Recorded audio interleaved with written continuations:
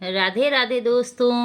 हम लोग डॉक्टर नगेंद्र की बुक से वाचन कर रहे हैं और हमारा पूर्व पीठिका चल रहा है। पूर्व पीठिका में हम लोगों ने कल काल विभाजन देखा। आज हम लोग देखेंगे नामकरण की समस्याएं कि उनकी नामकरण पर उनमें क्या क्या समस्याएं आई थी।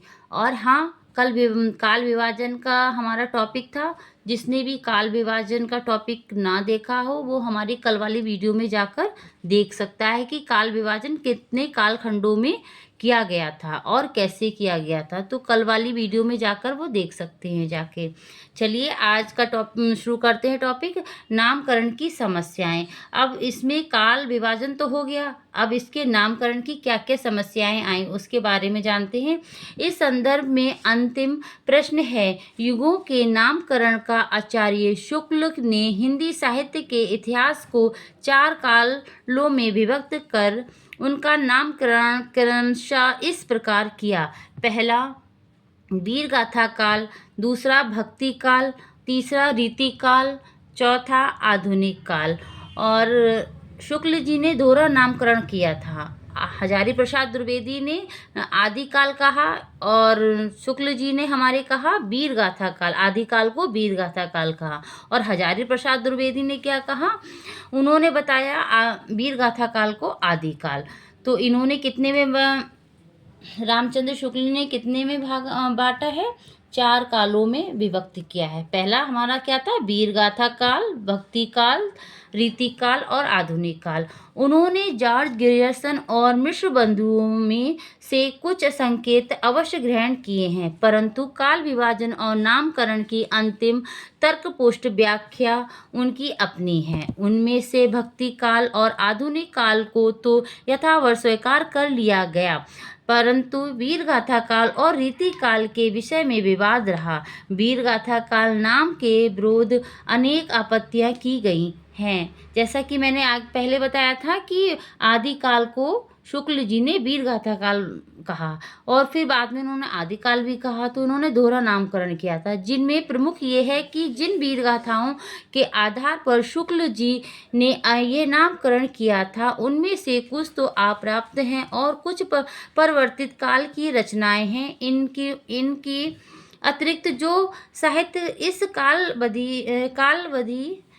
कालावधि में लिखा गया उनमें समांतरीय और धार्मिक तत्वों का प्रधान होने पर भी काथ्य और माध्यम के रूप की ऐसी विविधता और अव्यवस्था है कि किसी एक प्रवृत्ति के आधार पर उसका सही नामकरण नहीं किया जा सकता। ऐसी स्थिति में आदिकाल जैसा निर्विशेष नाम जो भाषा और साहित्य की आरंभिक अवस्था मात्र का द्योतन करता है, विद्वानों को अधिक मान्य है और मैं समझता हूँ कि इसका कोई विकल्प नहीं है। रीतिकाल के विषय में मतभेद की परिधि सीमित है। वहाँ विवाद का विषय इतना ही है कि उस युग के साहित्य में रीति तत्व प्रमुख है या श्रृंगार तत्व प्रचुर, दोनों का ही है, पर इन दोनों में भी अधिक महत्व किसका है। इस हमारा विचार है कि जिस युग में रीति तत्व का समावेश केवल श्रृंगार में ही नहीं, भक्ति काव्य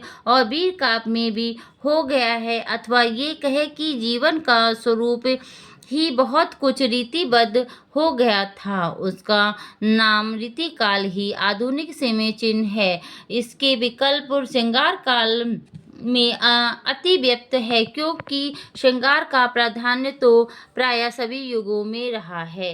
वह काव्य एक प्रकार से सार्वभौम तत्व है, अतः उसके आधार पर नामकरण अधिक संगत नहीं होगा। इस युग का श्रृंगार रीतिबद्ध था, अतः रीति ही यहाँ प्रमुख है। तो उन्होंने बता रहे हैं कि वीर गाथा काल में उन्होंने बताया कि वहाँ पे वीरों की गाथाओं की चर्चाएं ज़्यादा हुई, तो इसलिए उन्होंने आदिकाल को वीर गाथा काल कहना उचित समझा। और उसी में जो बता रहे हैं, अगर रीतिबद्ध क्यों कहा गया कि वहाँ पर जो कवि लोग थे उनको अपनी रीतियों में बांध कर रचनाएं करने के लिए कहा जाता था।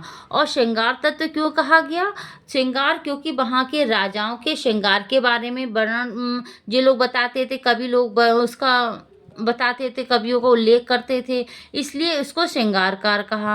अब आगे का देखिए, आधुनिक काल क्यों कहा गया? आधुनिक काल को शुक्ल जी ने 3 चरणों में विभक्त किया है। तो ये क्वेश्चन बन सकता है कि शुक्ल जी ने आधुनिक काल को कितने चरणों में विभक्त किया है? तो आप यहाँ पे अंडरलाइन कर लीजिए, आधुनिक काल को शुक्ल जी ने 3 चरणों में विभक्त किया है और उन्हें प्रथम, द्वितीय तथा तृतीय उत्थान कहा है। प्रथम और द्वितीय उत्थान के विषय में उन्होंने ये संकेत भी कर दिया है कि इन्हें क्रमशः भारतेंदु और द्विवेदी भी कहा जा सकता है। तीसरे उत्थान को कदाचित उनके प्रभाव में रूप के कारण उन्होंने कोई नाम नहीं दिया। पहला कालखंड जीवन और साहित्य के पुनर्जागरण का युग था, जब अतीत की गौरव भावना के परिप्रेक्ष्य में नव जागरण की चेतना विकसित हो रही थी, अतः उसे पुनर्जागरण का नाम दिया जा सकता है। और चूंकि भारतेंदु के व्यक्तित्व और कृतित्व में, जिन्होंने अपने जीवन काल में इस युग का नेतृत्व किया और जिसका प्रभाव मरणोपरांत भी बना रहा, ये चेतना सम्यक प्रतिफलित हो रही थी, इसीलिए इसका नामकरण उनके नाम पर भी करने में कोई आपत्ति नहीं हो सकती। प्रायः इसी पद्धति और युक्ति के द्वितीय उत्थान का नामकरण भी किया जा सकता है। उसे हम औचित्यपूर्वक जागरण सुधार काल या विकल्पित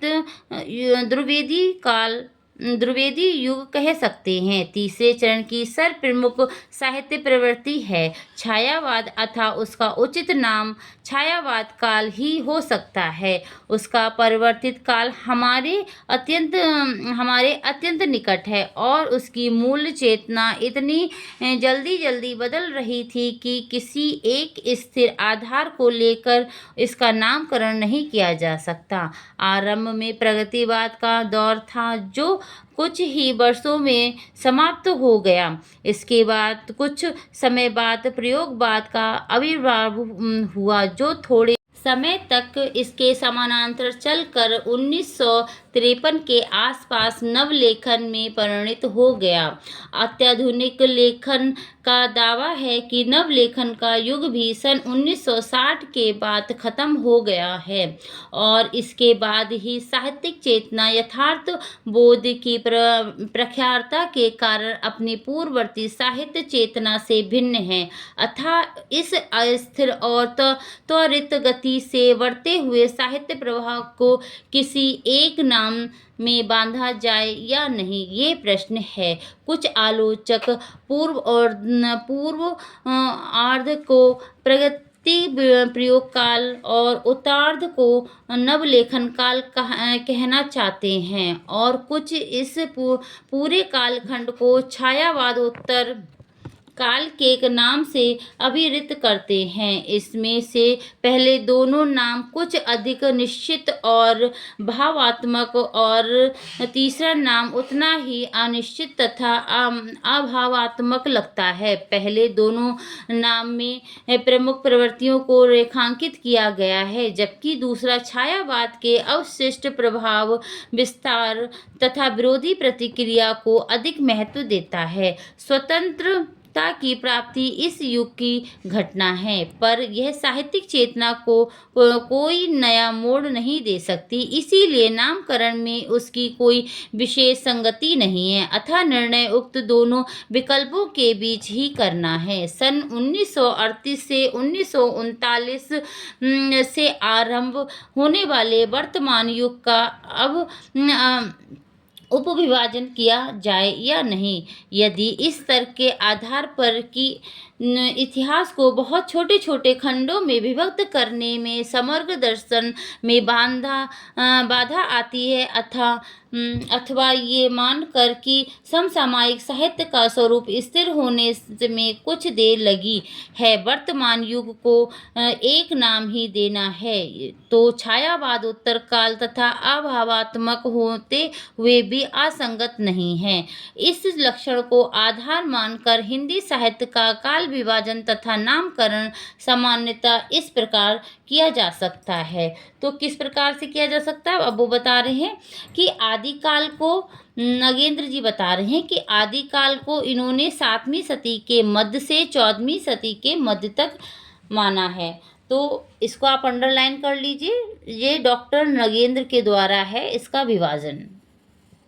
आदिकाल को इन्होंने ये समय दिया है, कौन सा दिया है, 7वीं सदी के मध्य से 14वीं सदी के मध्य। ये एग्जाम की दृष्टि से बहुत महत्वपूर्ण क्वेश्चन है। अब भक्ति काल को इन्होंने क्या दिया, इसको भी अंडरलाइन कर लीजिए, 14वीं सदी के मध्य से 17वीं सदी के मध्य तक माना है। भक्ति काल को 14वीं सदी की से और 17वीं सदी तक माना है, के मध्य तक माना गया है। रीति काल को इन्होंने माना है 17वीं सदी के मध्य से 19वीं सदी के मध्य तक माना है। और आधुनिक काल को उन्होंने माना है 19वीं सदी के मध्य से अब तक। तो इसका भी पूछा जाता है। पुनर्जागरण काल को हम लोग कहते हैं भारतेंदु काल, जो 1857 से 1900 तक चला। और जागरण सुधार काल जो था, जो द्विवेदी काल था, उसको 1900 से 1918 इसकी सन पूछी जाती है। इसको आप लोग याद रखिएगा, अंडरलाइन कर लीजिए, इसको याद रखिएगा। और छायावाद काल कब से कब तक चला, 1918 से 1938 तक चला। और छायावाद उत्तर काल, इसको 2 भागों में बांटा गया, एक तो प्रगति प्रयोग काल और दूसरा नवलेखन काल। इसका क्वेश्चन बनता है कि छायावाद उत्तर काल को कितने भागों में बांटा गया है, तो कितने में, 2 में। प्रगति प्रयोग काल को सन 1938 से 1953 तक माना गया और नवलेखन काल को 1953 से अब तक।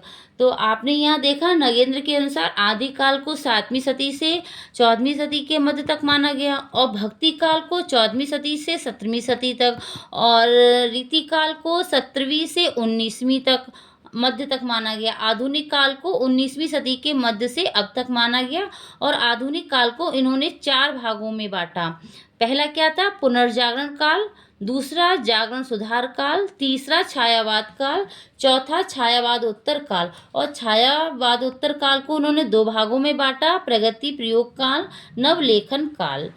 आज हमारा पूर्व पीठ का पूर्ण हुआ। अब आगे हम लोग आदिकाल के बारे में पढ़ेंगे। धन्यवाद।